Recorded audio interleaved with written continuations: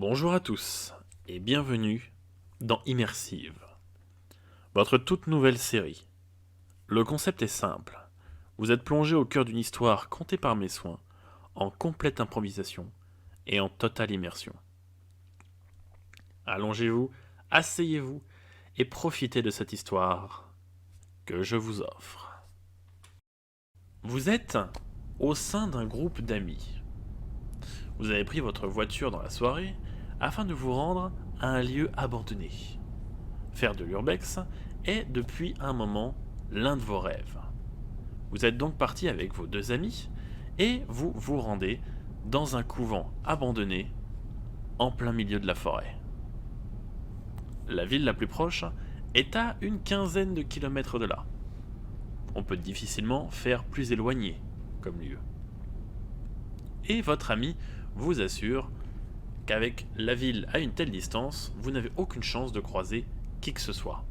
Vous serez donc tranquille afin d'explorer ce lieu chargé d'histoire. Au bout de plusieurs heures de route, vous arrivez enfin en vue du sentier, la bâtisse n'étant pas sur le chemin principal. Tandis que votre ami se gare, vous attendez que les portes se déverrouillent. Sortant du véhicule, vous attrapez votre matériel. Désireux d'imiter ces youtubeurs chasseurs de fantômes que vous voyez sur internet. Vous avez donc pris un lecteur EMF appartenant à votre père, électricien. Vous avez également pris une caméra, la caméra familiale. Bien évidemment, quelques lampes torches, et vous avez même investi dans ce que les chasseurs de fantômes appellent une spirit box. Une fois tout ce matériel entre vos mains, vous verrouillez la voiture et vous vous dirigez vers la bâtisse. La forêt est sombre et silencieuse. Seuls de temps en temps, quelques brindilles craquantes ou le ululement d'une chouette viennent perturber la quiétude de l'endroit. Alors que vous arpentez ce chemin de forêt, l'ambiance commence à s'installer. Un sentiment d'insécurité atteint vite le groupe. Et alors que vous progressez de plus en plus dans cette forêt, vous commencez à être de plus en plus attentif à chacun des bruits. De peur que quelqu'un ou quelque chose ne s'approche de vous, ou ne se terre dans l'ombre. D'après votre ami, la créature la plus ignoble que vous pourriez rencontrer dans ces bois ne serait autre qu'une famille de sangliers. Créature paisible, mais certes à ne pas énerver. C'est donc au bout de plusieurs minutes de marche que vous parvenez à atteindre l'immense bâtisse, le couvent abandonné. Vous avez trouvé ce lieu dans un forum dédié aux zones sensibles au paranormal. L'histoire de ce bâtiment est assez sombre. On y raconte que les nonnes y vivant ont toutes péri rapidement, dans des circonstances bien étranges. Et au bout de vos maigres informations, encore inconnues à ce jour. Le bâtiment, très vieux, doit dater aux environs de la moitié du 19e siècle. Il n'y a pas une seule fenêtre en bon état, et le lierre recouvre les murs de part et d'autre. La porte face à vous est éventrée. La mousse sur son bois indique qu'elle a été éventrée il y a de cela bien longtemps. En scrutant aux alentours, vous ne voyez aucune présence humaine ou aucun signe de présence humaine récent. Les quelques canettes qui traînent au sol sont couvertes de poussière. Vous décidez donc d'allumer vos lampes torches et de vous diriger vers la porte du couvent. Vous rentrez donc par l'énorme escalier en pierre et passez à travers les deux portes en bois. Face à vous, une espèce de petite entrée en bois modeste qui s'ouvre sur deux couloirs sur les côtés ainsi que par un couloir en face de vous. Vous commencez tout d'abord par prendre le couloir en face.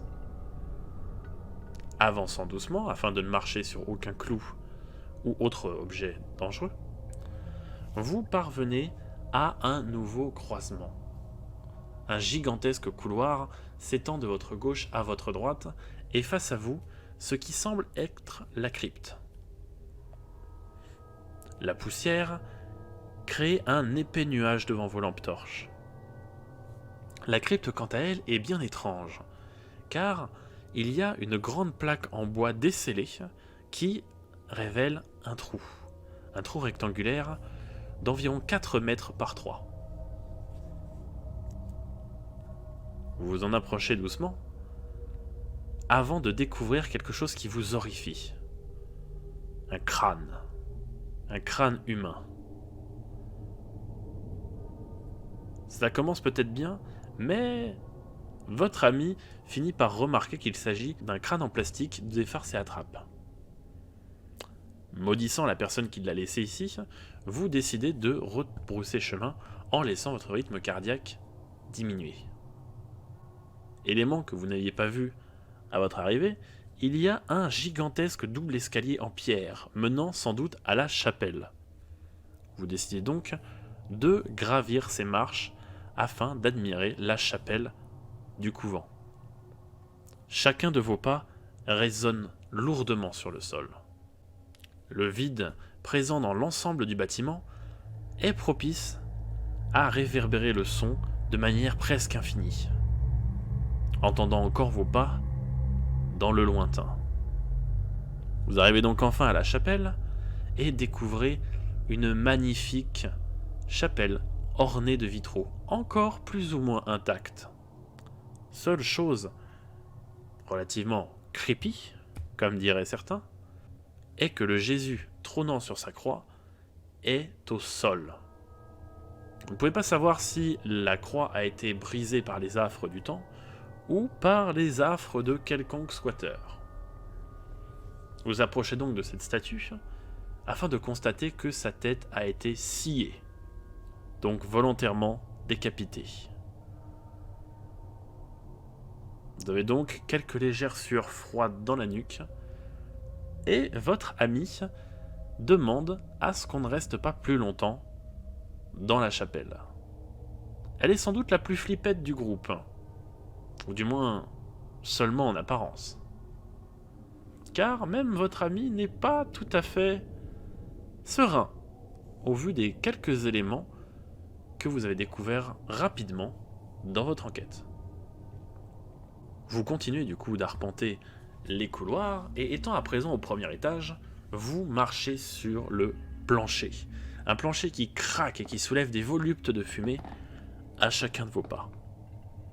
Vous décidez donc de commencer votre enquête en activant votre lecteur EMF. Le lecteur EMF, vous le savez car votre père est électricien, sert à capter tout ce qui est champ magnétique ou champ électrique. Étant donné que ce bâtiment est très ancien et que l'électricité ne circule plus depuis bon nombre d'années, il n'y a donc aucune raison qu'il réagisse. La seule raison qui pourrait le faire réagir serait la présence de vos téléphones. Dans le pire des cas, sur les 5 diodes qu'il comporte, seuls 2 voire 3 devraient s'allumer. Vous parcourez donc les couloirs, cet outil en main, sans aucun résultat. Et c'est après une bonne heure à avoir déambulé dans ce premier étage que vous montez au second. Le second comporte les chambres des nonnes. Et alors que vous tendez votre lecteur EMF en face de vous, il commence à réagir. Deuxième diode, troisième diode, quatrième. Là, ça vous alarme. Car d'après le manuel, il ne devrait pas passer à plus de 4. Cependant, vous n'avez pas bougé votre bras et il a augmenté puis rediminué de manière cyclique. Comme si on faisait la longueur d'une sinusoïdale. Comme si quelque chose était entré dans la chambre. Un frisson vous parcourant l'échine, vos amis vous regardent les yeux écarquillés de peur. Vous prenez votre courage à deux mains et décidez d'aller voir dans cette fameuse chambre.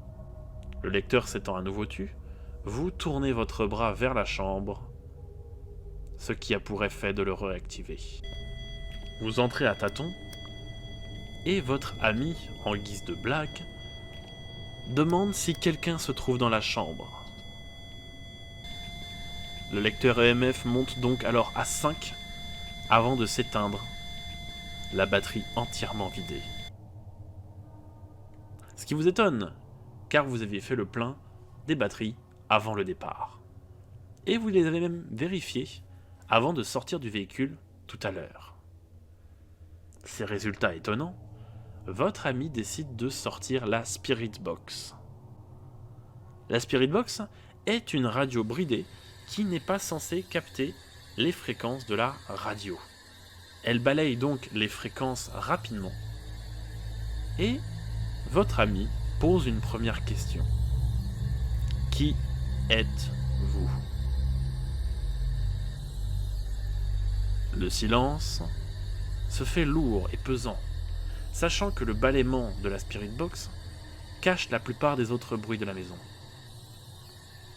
Qui êtes-vous ? Répète-t-il. Est-ce que vous viviez ici ? Est-ce que vous êtes morte ici ? Toujours aucune réponse. Vraiment aucune réponse ? Car votre ami se retourne vers la Spirit Box et vous dit « Attendez, j'entends quelque chose dedans, c'est pas des... » Le son se fait de plus en plus fort et vous commencez à entendre de légers sanglots. Légers sanglots qui se transforment en rire. Rire qui devient de plus en plus fort. Rire qui commence même à couvrir les bruits de la Spirit Box. Vous arrachez la batterie de la Spirit Box de peur. Quand vous faites ça, vous reculez, votre ami recule d'un pas et vous le regardez et derrière lui se tient une gigantesque forme blanche.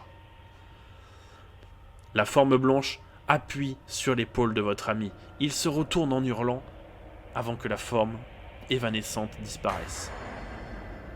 Quelques secondes après, tous les volets de la bâtisse commencèrent à frapper, comme si le bâtiment était animé d'une envie de vous faire sortir. Vous prenez les jambes à votre cou, vous courez en direction de la sortie. Vous êtes au 2e étage et vous courez vers la cage d'escalier. En regardant sur votre droite, vous voyez les fenêtres du bâtiment d'en face. Des silhouettes, par dizaines, recouvertes d'un voile blanc, vous contemplent. Vous courez comme si votre vie en dépendait, car peut-être qu'elle en dépend. Vous arrivez dans l'immense escalier de bois. Vous courez, mais vous glissez dans ces escaliers au bois vermoulu. Vous vous faites mal, mais votre ami vous rattrape et vous tire en direction du rez-de-chaussée.